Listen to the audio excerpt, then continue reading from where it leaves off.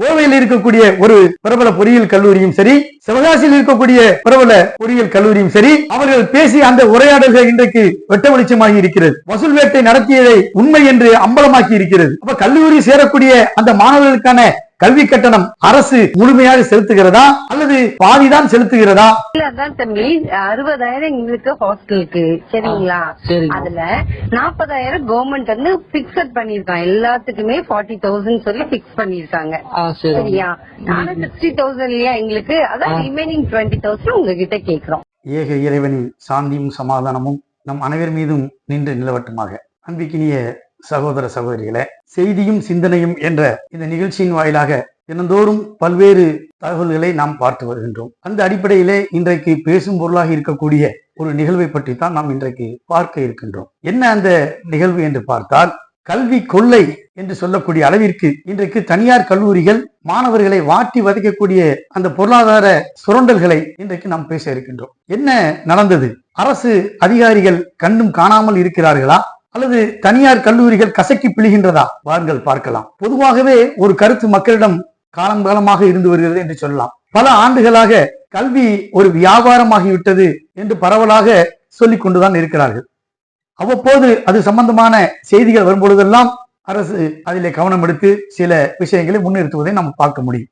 அரசு உத்தரவை மதிக்காத தனியார் கல்லூரிகள் அரசு உதவி பெறக்கூடிய அந்த மாணவர்களுடைய நிலையை கருத்தில் கொள்ளாமல் பொருளாதார சுரண்டல்களை அவர்கள் மீது திணிக்கக்கூடியதை நம்ம பார்க்க முடியும். அரசு சமூகம் மற்றும் பொருளாதார ரீதியாக பின்தங்கி இருக்கக்கூடிய மாணவர்களுக்காக அரசு பள்ளியில் 6ஆம் வகுப்பு முதல் 12ஆம் வகுப்பு வரை படித்து வரக்கூடிய அந்த மாணவர்களுக்காக அவருடைய எதிர்கால நலனை கருத்தில் கொண்டு 7.5% இடஒதுக்கீட்டை 2021 அரசு பள்ளிகள் சட்டத்தின் வாயிலாக நிறைவேற்றி இருப்பது எல்லோருக்கும் தெரிந்த விஷயம்தான்.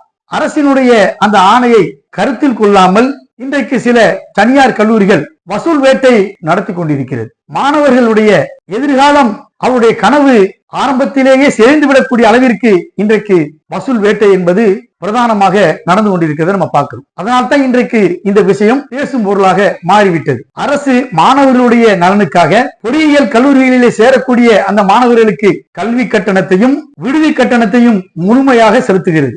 அது தவிர்த்து எந்த ஒரு காரியத்திற்காகவும் எந்த ஒரு விஷயத்திற்காகவும் மாணவரிடத்திலே நீங்கள் அவரிடத்திலே வசூல் செய்யக்கூடாது என்பதை திட்டவட்டமாக அரசு அறிவித்திருக்கிறது. ஆனாலும் கூட சில தனியார் கல்லூரிகள் அரசு கொடுப்பது 40,000 ரூபாய் தான், ஆனால் கல்வி கட்டணம் 60,000 ரூபாய், மீதமுள்ள 20,000 ரூபாயை நீங்கள் தான் தர வேண்டும் என்று அவரிடத்திலே வசூல் செய்யக்கூடியதை பார்க்கிறோம். அதுவல்லாமல் விடுதி கட்டணம் 30,000 ரூபாய் நீங்கள் கூடுதலாக செலுத்த வேண்டும் என்றும் அவர்கள் வலியுறுத்தி கேட்டு வாங்கக்கூடிய ஒரு நிலைமைதான் இருக்கிறது.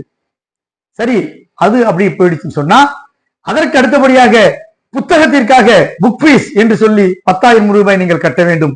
அதற்கடுத்து லேப் கோட் என்று சொல்லக்கூடிய ஆய்வகத்தில் அவர்கள் கல்வி கற்கக்கூடிய அந்த நேரத்திலே அவர்கள் அணியக்கூடிய அந்த உடைக்கு 2,000 ரூபாய் கூட மதிப்பு பெறாத அந்த ஆடை என்பது 10,000 ரூபாய் அதற்காக நீங்கள் கட்டணம் செலுத்த வேண்டும் என்று ஒரு விதியை அவர்கள் வைத்துக் கொண்டு நீங்கள் கண்டிப்பாக அந்த தொகையை செலுத்த வேண்டும் என்று கட்டாயப்படுத்தி மாணவரிடத்திலே வசூல் வேட்டை நடத்தக்கூடியதை நம்ம பார்க்கிறோம். இந்த நிலைமைகள் எல்லாம் அரசிற்கு தெரியவில்லையா அல்லது அரசு அதிகாரிகள் கண்டும் காணாமல் இருக்கிறார்களா அல்லது தனியார் கல்லூரிகளோடு இவர்கள் கூட்டணி வைத்து அதிலே இவர்கள் லாபம் சம்பாதிக்கிறார்களா என்பது போக போகத்தான் தெரியும். ஆனால் புகார்கள் தொடர்ச்சியாக மாணவர்கள் தரப்பிலிருந்து வைக்கப்பட்டுக் கொண்டே இருக்கிறது. அவருடைய கனவுகளை இவர்கள் செலுத்திக் கொண்டே இருக்கிறார்கள். இது மிகவும் கண்டிக்கத்தக்கக்கூடிய ஒரு விஷயமாக இருக்கு. இந்த விஷயத்துல அரசு கடுமையான நடவடிக்கை எடுக்கணும். சமீபத்தில் கோவையில் இருக்கக்கூடிய ஒரு பிரபல பொறியியல் கல்லூரியும் சரி, சிவகாசியில் இருக்கக்கூடிய ஒரு பிரபல பொறியியல் கல்லூரியும் சரி, அவர்கள் பேசி அந்த உரையாடல்கள் இன்றைக்கு வெட்ட வெளிச்சமாகி இருக்கிறது. ஹாஸ்டலுக்கு வந்து 60,000 தம்பி, ஆனா கவர்மெண்ட்ல வந்து அலாட் பண்ணிருக்கிறது 40,000 குடுக்குறாங்க, சரியா? அவங்க வந்து ஒரு பிக்சட் பிரைஸ் வச்சிருக்காங்க 40,000, ஆனா நமக்கு வந்து 60,000. நீங்க 20,000 per year பே பண்ற மாதிரி இருக்கும்.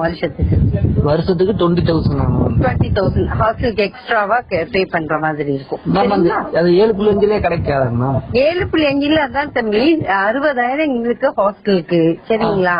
அதுல 40,000 40,000 கவர்மெண்ட் வந்து பிக்ஸட் பண்ணிருக்காங்க. எல்லாத்துக்குமே 40,000 சொல்லி பிக்ஸ் பண்ணிருக்காங்க. சரியா? ஆனா 60,000 இல்லையா எங்களுக்கு, அதான் ரிமைனிங் 20,000 உங்ககிட்ட கேக்குறோம். இந்த மாதிரி காலேஜ் 7.5 எனக்கு இன்ஜினியரிங்ல சீட்டு கிடைச்சிச்சு. எனக்கு வந்து நான் ஒரு பிரைவேட் காலேஜ் தான் கிடச்சிச்சு. அந்த காலேஜில் போய் அட்மிஷன் போட போனால் 7.5 ஃப்ரீன்னு சொன்னாங்க. ஆனால் அந்த காலேஜில் என்கிட்ட வந்து ஹாஸ்டல் ஃபீஸ் கவர்மெண்ட் தருது, சாப்பாடு ஃபீஸ் வந்து தரல அப்படின்னு சொல்கிறாங்க. இந்த மாதிரி ஃபீஸ் ஒரு 35,000 கேட்குறாங்க. நான் வந்து எப்படி கட்ட முடியும்? நாங்கள் கவர்மெண்ட் ஸ்கூல்லேருந்து தான் வந்திருக்கோம். எங்களுக்கு அந்த மாதிரி கட்டுற மாதிரி இருந்தால் நான் ஆர்ட்ஸ் போயிருப்பேன். ஆனால் இன்ஜினியரிங் வந்து இப்போ நான் காசு கட்டணும்னு சொல்கிறாங்க, முடியல எங்களால். இந்த மாதிரி நிறைய காலேஜில் நிறைய காலேஜில் கேட்காங்க. நான் நிறைய பேர்த்து விசாரிச்சும் பார்த்தேன். நிறைய காலேஜில் கேட்டுட்டு தான் இருக்காங்க.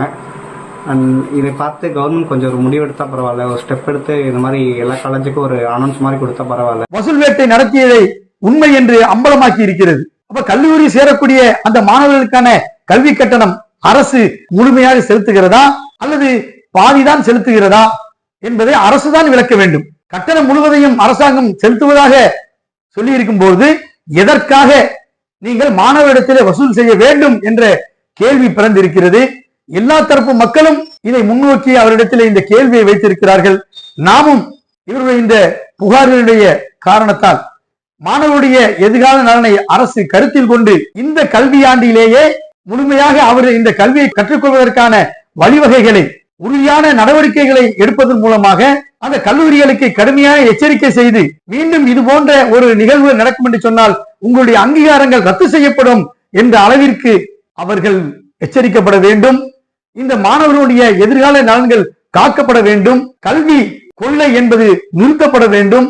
மாணவ சமுதாயம் அவர்களை நம்பியிருக்கிற இந்த நாடு, எதிர்கால இந்த சமுதாயம் தான் இந்த நாட்டை கட்டி காக்கக்கூடிய ஒரு பொறுப்பும் சிந்தனையும் உள்ளவர்களாக அவர் வர வேண்டும் என்று சொன்னால் அவருடைய நலன் காக்கப்பட வேண்டும்.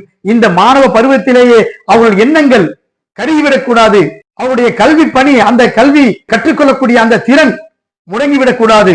அவர் முழுமையாக இந்த கல்வியை கற்று இந்த நாட்டிற்கு சேவை செய்ய வேண்டும் என்று உண்மையிலேயே அரசும் அரசு அதிகாரிகளும் விரும்புகிறார் என்று சொன்னால் அவருடைய நலனிலே உடனடியாக அக்கறை செலுத்தி அவருடைய அந்த கல்வி பாதிக்காத வகையிலே உரிய பிரதிநிதித்துவம் அவர்களுக்கு கிடைக்கின்ற வகையிலே அரசாங்கம் உடனடியாக நடவடிக்கை எடுக்க வேண்டும் என்று செய்தியும் சிந்தனையும் என்ற இந்த நிகழ்ச்சியின் வாயிலாக அரசாங்கத்திற்கு கோரிக்கையாக வைத்து முடிக்கின்றோம். அஸ்ஸலாமு அலைக்கும் வரஹ்மத்துல்லாஹி வபரகாத்துஹு. இஸ்லாம் மற்றும் சமுதாய செய்திகளை அறிந்து கொள்ள தமிழ்நாடு தௌஹீத் ஜமாஅத் யூடியூப் பக்கத்தை உடனடியாக சப்ஸ்கிரைப் செய்து கொள்ளுங்கள். மேலும் பெல் பட்டனையும் கிளிக் செய்து கொள்ளுங்கள்.